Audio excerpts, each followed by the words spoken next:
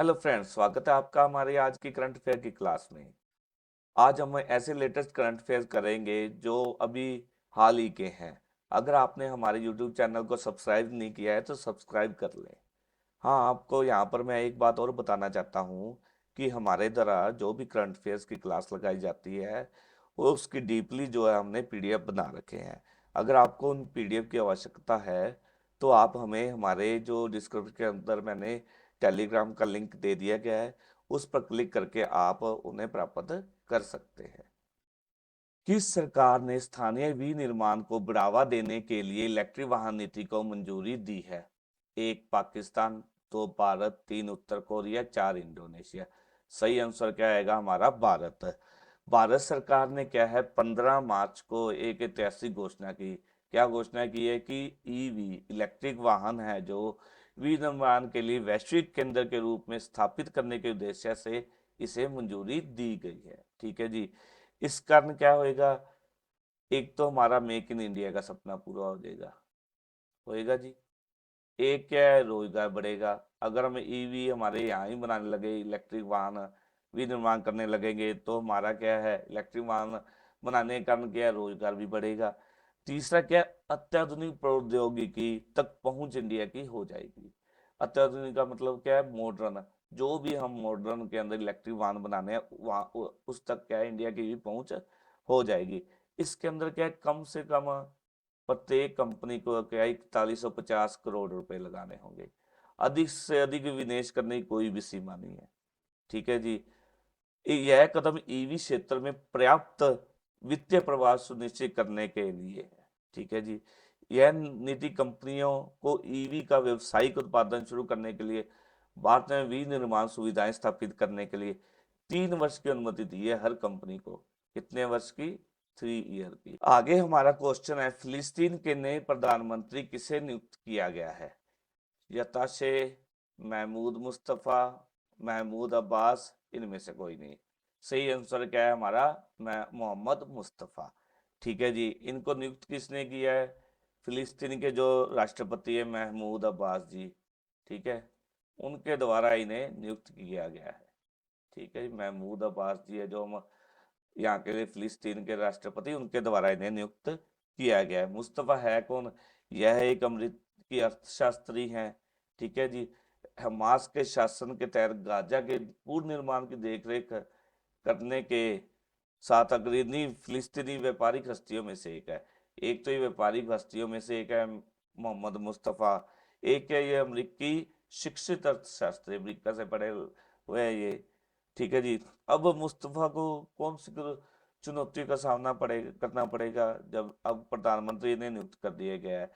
क्या 7/10 को क्या था, इजराइल पर हमास के हमले के 5 महीने तक इजरायली बमबारी के बाद क्षेत्र का बड़ा हिस्सा मलबे में तब्दील हो गया था। ठीक है जी।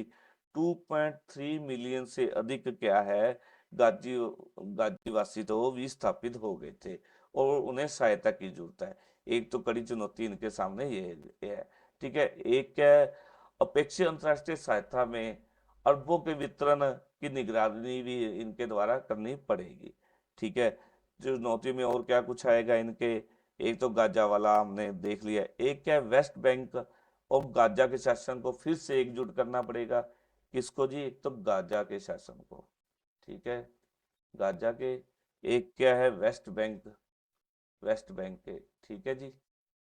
वेस्ट बैंक के शासन को फिर से एकजुट करना पड़ेगा इनको। फिर क्या है, एक शांति रुकी हुई है फिलिस्तीन के अंदर, क्या है, शांति रुकी हुई है। ठीक है, शांति प्रक्रिया को पुनर्जीवित करना है इन्होंने। हमारा क्वेश्चन 3 है, हाल ही में किसने प्रसार भारती की नई सेवा पीबी शब्द को लॉन्च किया है? नरेंद्र मोदी जी द्वारा, अनुराग ठाकुर जी द्वारा, अमित शाह द्वारा या नितिन गडकरी द्वारा? सही आंसर इसका क्या होगा? अनुराग ठाकुर जी द्वारा। ठीक है जी। अनुराग ठाकुर जी द्वारा इसका लॉन्च किया गया है। मान लो पीबी शब्द को लॉन्च किया है प्रसार भारती की। इसका मुख्य उद्देश्य क्या है? इसका मुख्य उद्देश्य ऑडियो, वीडियो, ठीक है, पठन सामग्री, ठीक है, जो भी समाचार के ऊपर है, न्यूज के लिए है, ठीक है, उसके बारे में दैनिक समाचार फीड करने के लिए इसे डिजाइन किया गया है। ठीक है।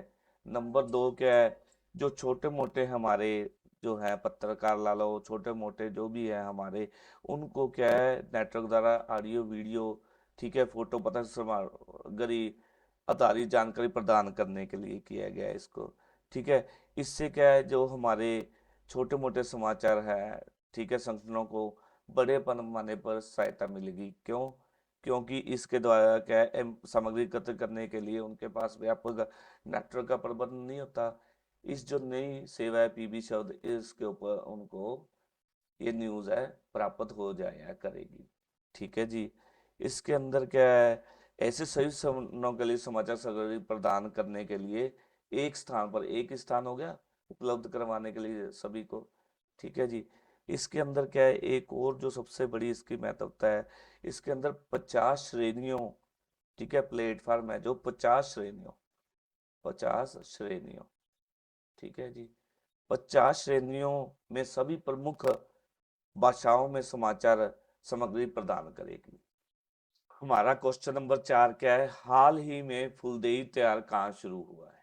कहाँ शुरू हुआ है जी? केरल के अंदर, उत्तराखंड में, कर्नाटक में या महाराष्ट्र में? कहाँ शुरू हुआ है? उत्तराखंड में। ठीक है जी। इस जैसे हमारी होती है मकर संक्रांति, इसी तरह से उत्तराखंड के अंदर क्या है, मीन संक्रांति मनाई जाती है। कौन सी? मीन संक्रांति। ठीक है। इसके अंदर क्या होता है, बच्चे है जो दहलीज है या ला लो देली ला लो घरों की होती है, उस पर गाना गाते हुए फूल डालते हैं। ठीक है, फूल डालते हैं। इसी त्योहार को फूल देई त्योहार कहा जाता है। कहीं कहीं फूलों के साथ चावल भी डालते हैं बच्चे, दहली पर, दहलीज पर। ठीक है। इसी को गढ़वाल में फूल संक्रांत या कुमाऊं में फूलदेई पर्व कहा जाता है। इस त्योहार के अंदर क्या है, फूल डालने वाले बच्चे फुलारी कहलाते हैं। जो बच्चे फूल डालते हैं ना उनको फुलारी कहा जाता है। क्या है, हाल ही में क्या है उत्तराखंड के अंदर और क्या कुछ शुरू हुआ है, एक तो क्या है Himalayan basket, Himalayan basket launch किया गया है। ठीक है जी। उत्तराखंड के अंदर क्या, हिमालयन बास्केट। एक क्या है, उत्तराखंड के अंदर नशा रोकने के लिए क्या किया है, नशे के विरुद्ध दामी अभियान शुरू किया गया है। दामी अभियान शुरू किया गया है। ठीक है। हाल ही में क्या उत्तराखंड की विधानसभा में एक समान नागरिक क्या है जी, समान नागरिक संहिता विधेयक भी पारित किया गया है। ठीक है जी। क्या कुछ किया गया हाल ही में, एक तो हिमालयन बास्केट लॉन्च किया गया, एक दामी जो है नशे के विरुद्ध शुरू किया गया अभियान, तीसरा क्या है समान नागरिक संहिता विधेयक पारित किया गया है। इस जिस कारण क्या है, समान नागरिक संहिता विधेयक पास करने के कारण उत्तराखंड एक पहला राज्य बन गया है। जो समान नागरिक है विधेयक जो पास किया गया है, ये भारत के अंदर क्या है, उत्तराखंड पहला राज्य बन गया है। ठीक है जी। यह एक ऐसा पहला राज्य है जिसके अंदर समान नागरिक संहिता जो अधिनियम है वो विधेयक पास किया गया है। ठीक। आगे हमारा 5वां क्वेश्चन क्या है, हाल ही में टाटा मोटर्स किस राज्य में 9,000 करोड़ रुपए का निवेश करेगी? तमिलनाडु में, झारखंड में, छत्तीसगढ़ में या इनमें से कोई नहीं? कहां पर करेगी जी? तमिलनाडु में। ठीक है जी। टाटा मोटर्स ने क्या है 9,000 करोड़ रुपए का निवेश करेगी। कितने का? 9,000 करोड़ रुपए का तमिलनाडु के अंदर। वहां क्या है, एक कारखाना स्थापित करेगी। ठीक है। जो वहां के वो है ना मंत्री हैं जो हमारे टीबी राजा जी, उद्योग मंत्री जो तमिलनाडु के, उनके द्वारा इस संबंध में एक समझौता ज्ञापन हस्ताक्षर किया है। ठीक है। सॉरी। तमिलनाडु के अंदर क्या है, टाटा मोटर्स और तमिलनाडु सरकार ने अनुकूल कारोबारी माहौल बनाने के लिए, ठीक है, सहयोगात्मक प्रयासों पर जोर देते हुए क्या इस समझौते पर हस्ताक्षर किए गए हैं। इस कारण क्या होगा, नए उत्पाद वैश्विक स्तर पर आधुनिक डिजाइन के होंगे। ठीक है। और अनुसंधान केंद्रों पर स्वचालित होंगे जो इलेक्ट्रिक वाहन ईवी संक्रमण को बढ़ावा देने के लिए कंपनी के प्रयासों के अनुरूप होंगे। हमारा क्वेश्चन 6 है, हाल ही में किसने भारत की सबसे बड़ी सौर बैटरी और बैटरी ऊर्जा भंडारण परियोजना स्थापित की? बताओ जी किसने की है? JP power, Tata power, Adani power या टोरेंट पावर। सही उत्तर क्या होगा हमारा? टाटा पावर। टाटा पावर ने क्या है, छत्तीसगढ़ के राजनांदगांव जिले में, ठीक है जी, कहाँ पर की है? छत्तीसगढ़ के राजनांदगांव जिले में भारत की सबसे बड़ी सौर और बैटरी ऊर्जा भंडारण परियोजना शुरू की है, स्थापित कर दी है। ठीक है, इस परियोजना के अंदर क्या है? 100 मेगावाट, ठीक है, मेगावाट, और 120 मेगावाट, ठीक है, बैटरी ऊर्जा भंडारण प्रणाली शामिल है इसके अंदर। ठीक है जी, दो होगी इसके अंदर। इस कारण क्या है निर्माण, इस परियोजना का निर्माण क्या है? सौर ऊर्जा और हाइब्रिड प्रौद्योगिकी परियोजना में नवाचार के तहत विश्व बैंक और स्वच्छ प्रौद्योगिकी कोष से वित्त पोषण और घरेलू ऋण एजेंसियों से ऋण के माध्यम से किया गया है। ठीक है जी, इस परियोजना के अंदर सालाना अनुमानित जो बजट क्या है? 243.53 मिलियन यूनिट बिजली उत्पन्न करने का है। ठीक है जी, एक साल के अंदर इस परियोजना में। ठीक है, 25 वर्षों के अंदर क्या है? 25 वर्षों के अंदर क्या हो जाएगा? 4.87 मिलियन टन कार्बन डाइऑक्साइड है जो फुटप्रिंट कम होने की संभावना है।